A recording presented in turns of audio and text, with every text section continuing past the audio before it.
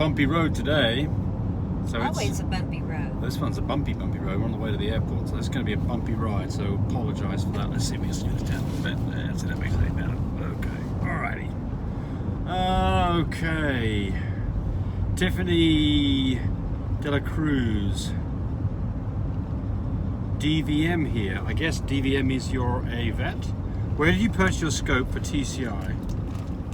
Get tons of requests, but don't have the equipment. They don't want to buy a super expensive scope, so only use it for vaginoscopy.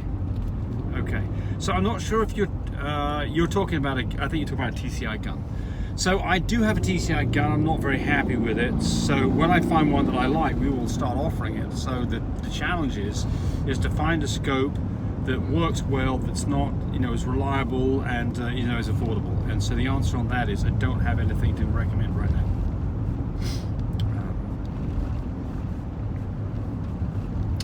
Number of people have talked about Chanel losing her dog and how she's compassionate, and she is. So she's doing fine with it. I think she cried a couple of days, but she got over it. Yeah, right. I mean, but it still hurts to talk about it. Yeah, right. It's you don't ever really get over it. That's what a lot of people have said here. So there's a difference between not giving a damn and giving a damn. That's the difference. What is an inverted tail, and why should you not want it? That's up for you, Tammy. While I sip my Coke. An inverted tail? Mm-hmm. As in the ones that stick into their body? I think so. Because it sticks into their body. When you go to try to pull it out, I guess, if it was bad enough, you take it to the vet and they can pull it out. It'll cause it to break. It'll be painful, but...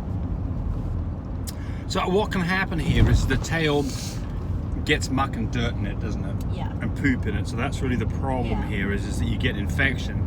You can get an abscess behind where the tail is up against the butt, because there is a tail there, but it's basically, it's almost under the skin.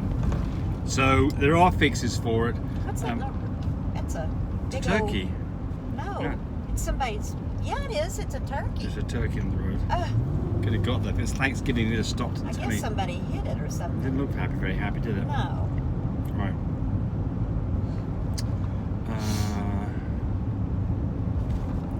Somebody's getting excited about our series, our next series. Yes, it's coming out. I'll start on that tomorrow. Amazon's everywhere, aren't they? Yeah. Amazon trucks, they're everywhere. Leslie Arilano says, with a reverse progesterone of 0.4 at 59 days, how many hours are away from a natural whelp? Okay, so I get lots of questions about what level means what in terms of number of days with a progesterone level, and the answer is, the only thing that I can tell you is 3 is safe, 3.5 on the fine care is safe, and 4 on a mini virus is safe. Other than that, it's so variable. We had a dog the other day was 16 the night beforehand, it was a 2.6 the next morning. It's just, but the answer is, 0.4 you're close, day 59 you think you've got a couple more days to go. Always keep that temperature in hand too, to know what the temperature is. Yes, we drove, Marco Lizaranza says, we drove 8 hours to Stud for a fresh AI. When we got there, we did an in-house progesterone test and our goal was at a 5.8. Do you think she will take? Let's see what the replies say. Oh, by the way, it's May 13. That was the reply. Well, you're a day and a half early, and so will it take? Hopefully you took some extra semen home with you. Well, that'd be the right way to do it, wouldn't it? Go ahead and do it, and then wait a day after that. So when people come to us, what we do is this. We do a progesterone test. If they're early, we give them a couple of options. One is to do an AI right there and then. Come back in the morning, we'll send you off with our shipmate flask with another AI in it. And there's motels close by. Yes. Second choice would be that you leave the dog with us. And again, it all depends on what the circumstances are. 5.8's a bit early. So, it'd be better if it was another day. If you leave the dog with us, make sure she's been tested. Yeah, if you're going to leave a dog with us, it's got to have a current rabies tag, and it has to be. And we will test it for brucellosis if you have not. Yeah. That's us. Other people, different. Yeah, because if they test positive for brucellosis, you're probably taking her back home. You don't want to breed her. That's right. So do that beforehand before making a long distance trip. Yeah, it's pretty unusual. I mean, Woo, this is so rough. Yep. Okay. Gerald Pug says, I got a 2.62 on day 6 and 3.69 on day 8 with my OneFo. Do you recommend testing again day 9 or wait for day 10 and test again? So the answer is, let's just go with the 3.69 on day 8. I think that you are a couple of days from a 7 and 2 days after that to breed. So I think you're 4 days out. So this is day 8. I would wait till day 10 and test again. So what I do with the OneFo is I start testing about day 6 or 7, and I'm going to do, when I get to a level of 7 or 8, I'm going to test every day. I'm going to start breeding on a 15 and finish breeding a couple of days later when I'm on a 20 or higher.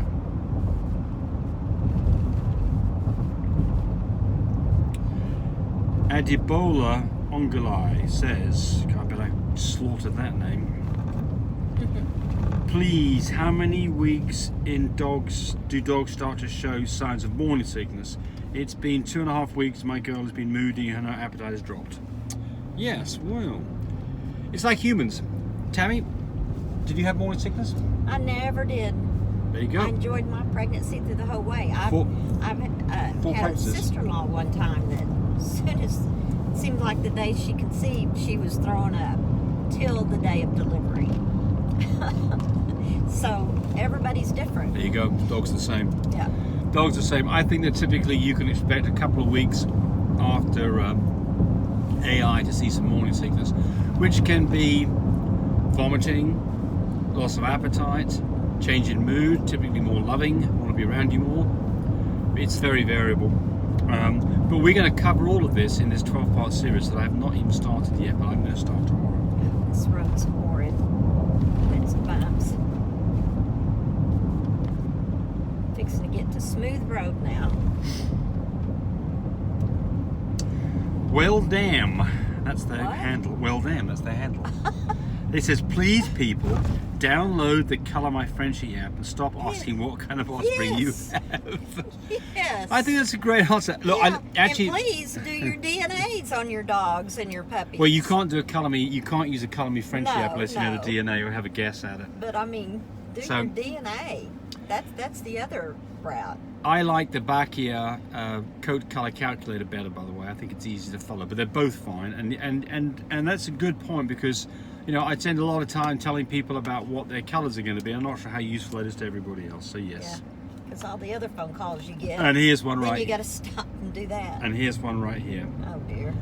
Kayla A. My male is a lilac and tan cryptic merle. So what's a cryptic merle, Tammy? That is a merle that's in the DNA, but doesn't show it on the outside. Pretty unusual, Yeah. but yes. Yeah.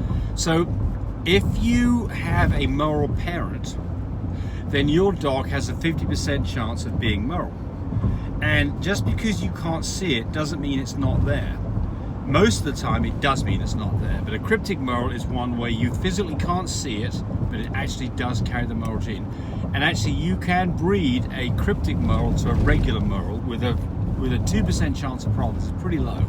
So we've never done it, but that's what I've read about that. Okay, so back to what she says. So she's got a lilac and tan. Cryptic merle. He is 8080 DDCOCO, great. No cream, right. Pied or brindle? No pied or brindle. No pied.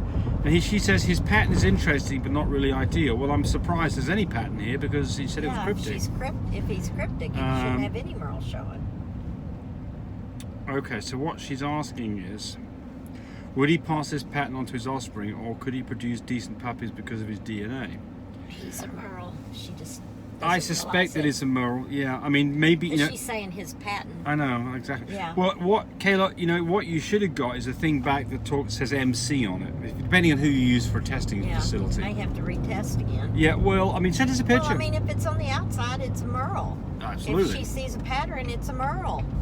Absolutely. You cannot breed another merle to a merle. Well, yeah, so be careful here. That's exactly right. So what Tammy's saying is, look, if this really is a merle pattern, send us a picture. We'd love to see it. Send us a picture. You'll find my phone number and just text me on that phone number. And we'll take a look at it and see. They couldn't find that at the car lot. So, but to answer the question about patterns, it's very difficult to know exactly what you're going to get. I mean, you know, certainly, like pieds, for instance. Now, if you've got a really loud pied dog, or a really loud moral dog, it tends to throw those patterns in the puppies. But it's going to be a smattering across the board. So the answer is yes, likely, but not totally. Not a very good answer, but that's all I can get done.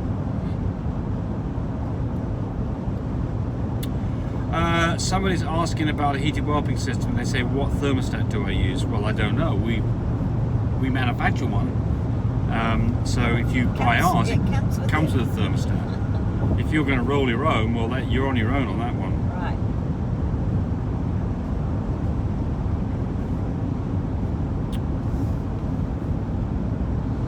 Susan Brocksmith, is it okay your dame doesn't hit 60 on day 32? She's practicing with the fine care machine. She's at a 42. Yes, it's absolutely fine.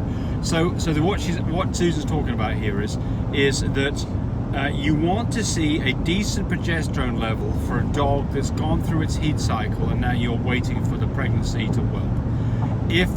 If it drops below something like 20, you're in a good chance you might lose puppies.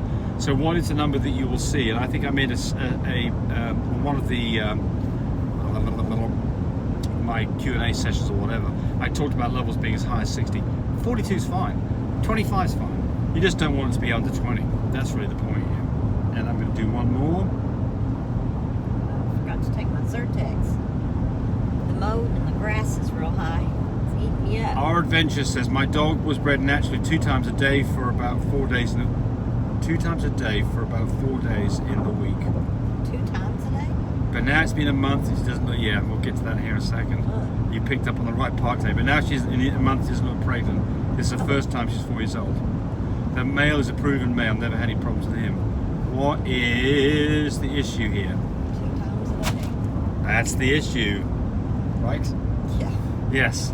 So, your dog has a reservoir of semen. It's not unlimited. It takes about a week to 10 days, what you pull out today, to be replenished. But his reservoir is good for maybe 3 goes during that week. And it depends on the dog, the age of the dog, the size of his testes. You know, if you've got a dog that historically produces a really high count, he's got a better chance that he can be used 3 or 4 times in a week successfully. If you've got a dog with a young dog or a very low count, twice in a week might be enough for him. So if you pulled twice a day, you definitely are on the wrong track here, because there's absolutely no reason to be doing that at all. Most dogs aren't going to like being pulled twice in a day anyway, and the second pull's not going to be very good. But there's no reason to do that whatsoever at all. The most frequent that you should be pulling for an AI on the same dog is every other day. That's the most frequent, because semen you put in today is good for at least 24 hours, if not 48 hours. So every other day. Every other day, exactly. What Tammy's saying is right. Every other day, 2 or 3 times. If you do it 3 times every other day, that's a 6-day period. That should cover anything if you've got a relatively good idea about where the dog is timing-wise. So the answer is, what are the issues? The issue is probably that you started early, you depleted the dog, and when you actually needed the semen, the dog was depleted and had been pulled like 5 or 6 times, and the semen count was crap. So that's probably the issue here. So stop doing that. Start doing every other day, and get started when the numbers are right. Progesterone test, start breeding with an IDEX machine on a level around a 14 to 16, get your first breeding done. On a fine care, get your first breeding done on a 15. Do it 2 days later, and you're going to get good results. If your time is strictly off the number of days the dog's been in heat, then that's definitely not as accurate a method, but it can still be done, but not as good. There we go. 14 minutes of your time wasted again.